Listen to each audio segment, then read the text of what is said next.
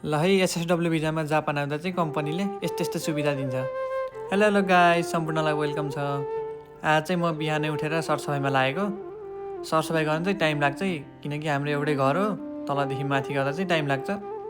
अनि यता चाहिँ दाइले सरसफाइ गर्दै हुनुहुन्थ्यो। अनि यो चाहिँ भयो हाम्रो घर, यो चाहिँ हाम्रो किचन भयो। यहाँको भाँडाकुँडादेखि लिएर फ्रिज चाहिँ हामीलाई कम्पनीले नै उपलब्ध गराएको है। अनि यो चाहिँ हाम्रो हलकोठा भयो।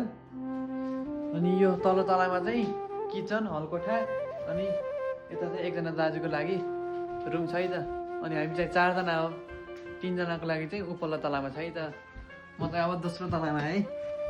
ल यो चाहिँ एउटा दाजुको रुम, अनि एउटा दाजुको रुम चाहिँ यता छ। यहाँ चाहिँ बिस्तारा उठाउनु पर्छ, त्यही भएर चाहिँ किताब बाहेक केही छैन है। दाइहरूले चाहिँ मिठो पढ्नुहुन्छ कि त्यही भएर। अनि यो चाहिँ भयो मेरो रुम। हामी चाहिँ यो कम्पनीमा 4 जना मात्र नेपाली, त्यही भएर चाहिँ एउटै घरमा राखिदिएको छ। अनि एक एकवटा साइकल पनि उपलब्ध गराइदियो है त। एसडब्ल्यूमा जापान आउँदा चाहिँ राम्रै गरेको हुन्छ है त कम्पनीले।